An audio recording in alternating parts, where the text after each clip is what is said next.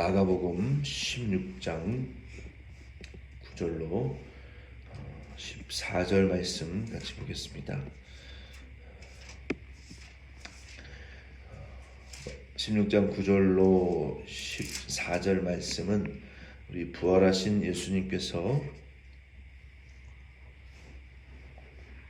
나타나신 말씀을 상세하게 기록하고 있습니다.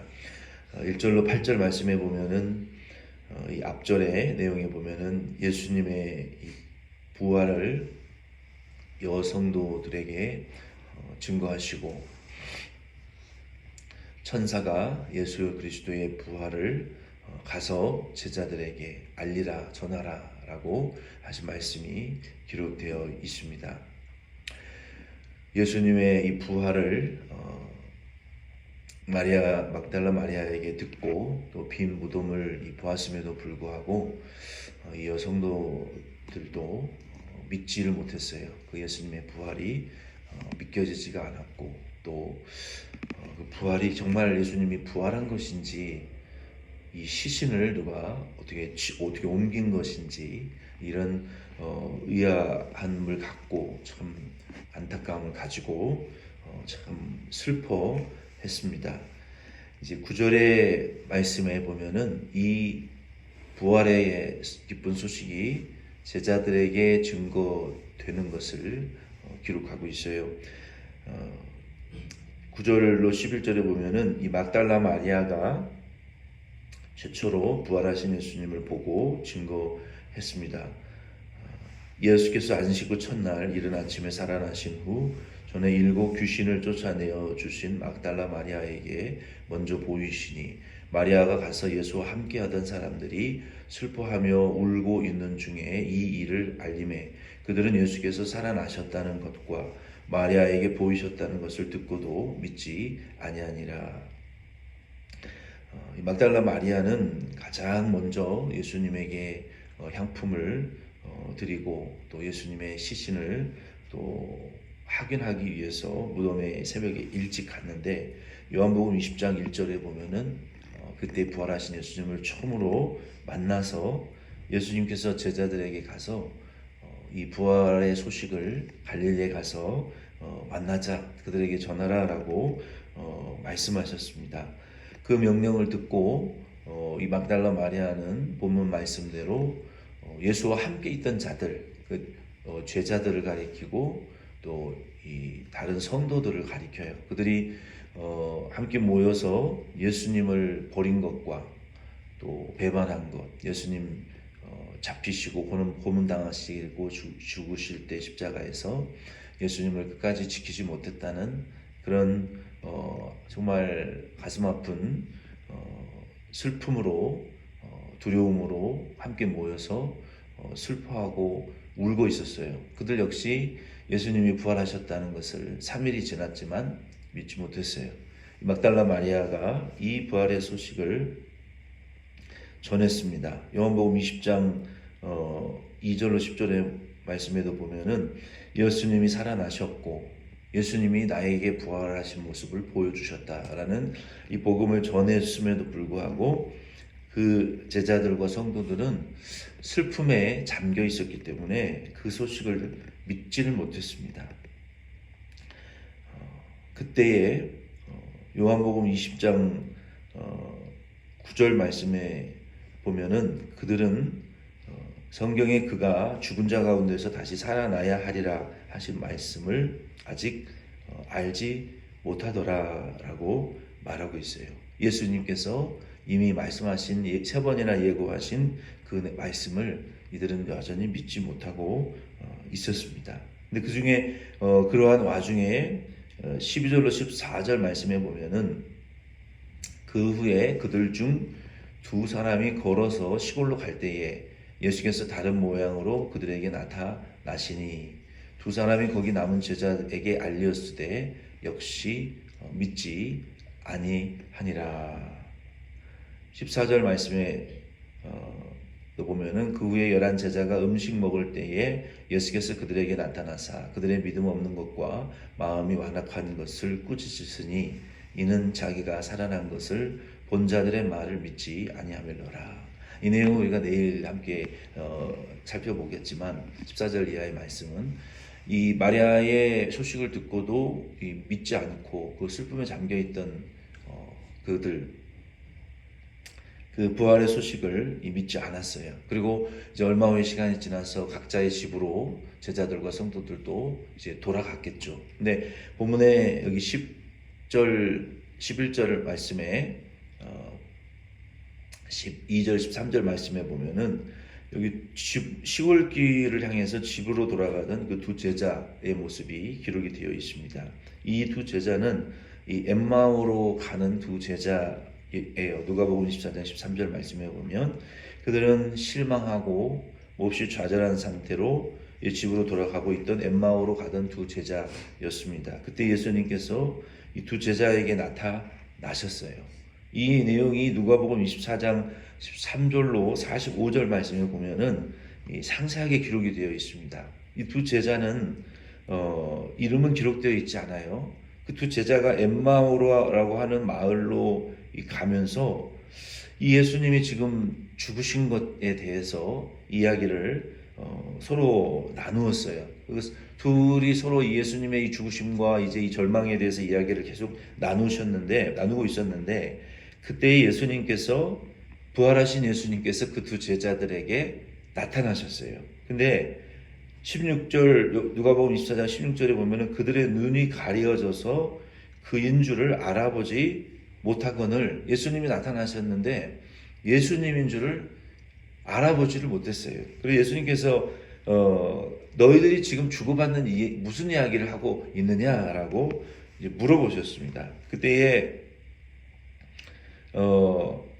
예수님에게 그들이 대답하면서 예루살렘에서 지금 일어나고 있는 그 일들이 그 중에 한 사람의 이름이 글로바라 하는 사람인데 이 일어난 모든 일과 소문에 대해서 당신이 알지 못하느냐? 왜 혼자만 그 일을 알지 못하느냐? 그리고 그 예수님이 넘기시고 사형 판결을 받으시고 이 십자가에 죽으셨다는 거예요. 그리고 그들이 바라던 소망에 대해서 얘기를 이렇게 해요. 우리는 이 사람이 이스라엘을 속량할 자라고 바랐노라. 이뿐 아니라 이 일이 일어난 지가 사흘째요. 또한 우리 중에 어떤 여자들이 우리로 놀라게 하였으니 이는 그들이 새벽에 무덤에 갔다가 그의 시체를 보지 못하고 와서 그가 살아나셨다 하는 천사들의 나타남을 보았다 함이라. 또 우리가 함께한 자 중에 두어 사람이 무덤에 가 과연 여자들이 말한 바와 같음을 보았으나 예수는 보지 못하였느니라 하거늘 이렇게 말했어요. 그러니까 예수의 지금 부활의 증거를 다 자기 입으로 말하고 있어요. 여자들이 보았고 우리 중에 또 제자들이 보았고 그리고 무덤에 가서 무덤 문이 열려있고 무덤이 빈 무덤이고 그리고 다른 복음서에는 예수님을 덮으셨던 세마포가 한쪽에 개켜있고 머리를 쌓았던 수건은 또 다른 편에 개켜있더라. 여러분 이것이 말하는 바는 무엇입니까? 만약에 예수님을 시신째로 누군가가 옮겨 놓았다면 상식적으로 생각을 우리가 해봅시다. 그 죽은 시신의 얼굴을 누가 보고 싶어 하겠어요? 유대인들은 더군다나 시체 곁에 가까이 가는 것도 이는 부정한 자니 일주일 이상 자기의 몸을 정결케 해서 사람들하고 접촉할 수가 없습니다. 죽은 시체를 접촉하는 것은 부정한 죄였어요.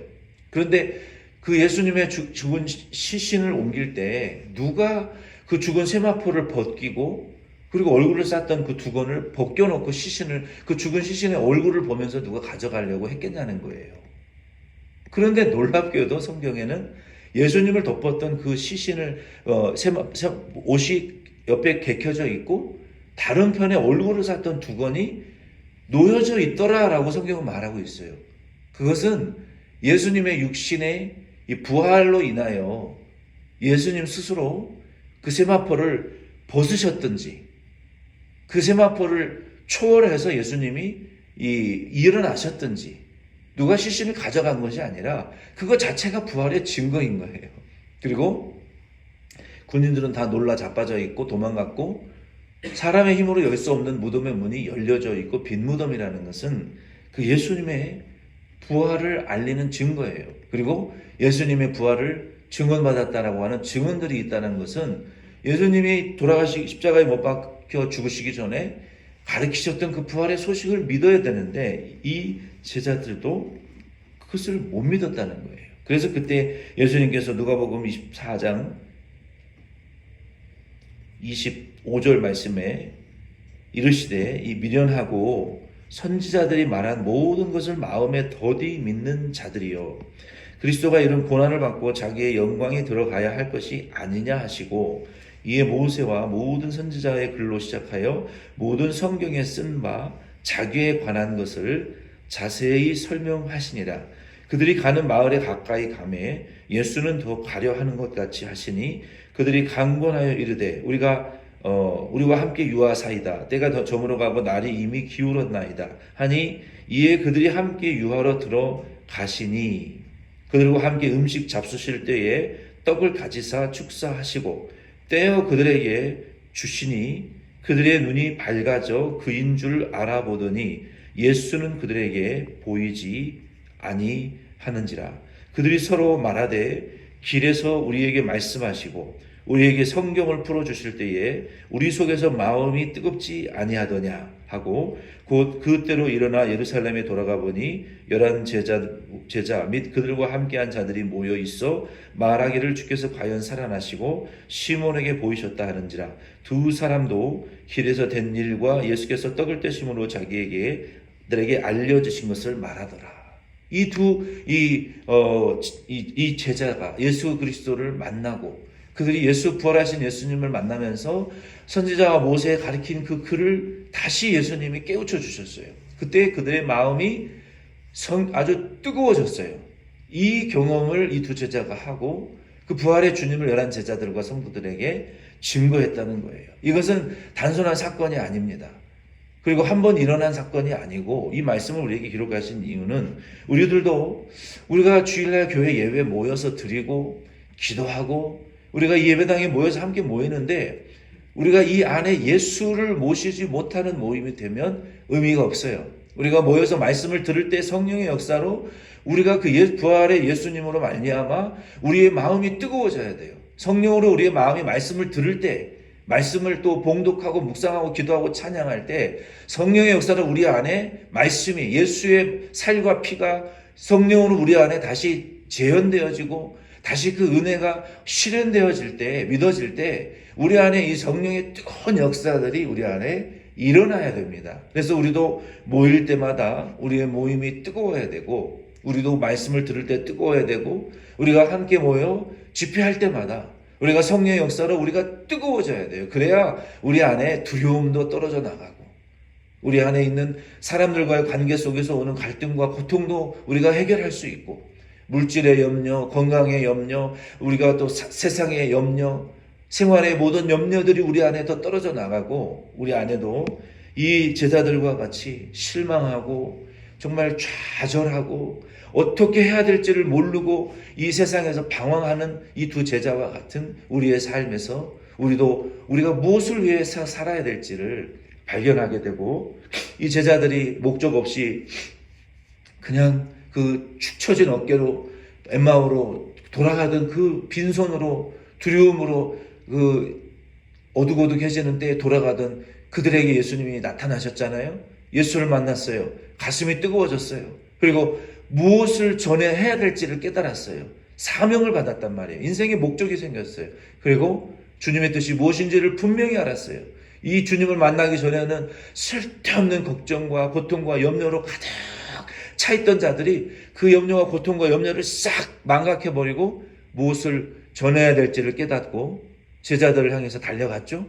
믿지 않는 그들을 향해서 가서 복음을 전하고 설득했죠. 그리고 예수님 어디론가 가시려고 하던 그 예수님을 강권해서 붙잡았단 말이에요. 근데 놀라운 것은 예수님도 그들의 의도대로 지금 빨리 가셔서 부활을 전하셔야 되는데 그들과 함께 식사하시고 그리고 머무시다가 때가 되시니까 그냥 호련히 사라지셨다는 거예요. 우리도 그 예수님을 우리의 삶 속에 우리가 믿음으로 강권하고 예수님을 만나면 초청하고 붙들을 수 있어요. 그리고 그 예수님을 통해서 당신이 하시는 일을 우리도 같이 도와드릴 수가 있어요. 이게 선교요. 이게 사명이요. 이게 성령 충만한 교회요, 성도의 모습이에요. 우리가 예수를 만나지 못하면 그렇게 될 수가 없어요. 그래서 저와 여러분도 우리가 부활주일이 끝났지만 저는 이 부활주일 끝나고 40일 이들이 모여서 기도할 때 성령의 강림이 임하였 오순절에 임하였던 것처럼 우리도 이 부활하신 예수님 부활주일로 끝내서는 안 되고 그 부활의 주님 이후에 어떻게 예수님의 행적을 우리에게 보이셨는가를 우리도 추적하고 따라가면서 우리도 그 제자들과 같이 주님을 만날 수 있는 그리고 사명을 받아서 주의 뜻을 행할 수 있는 저와 여러분 다 되실 수 있기를 바랍니다. 주님 가르쳐 준 기도로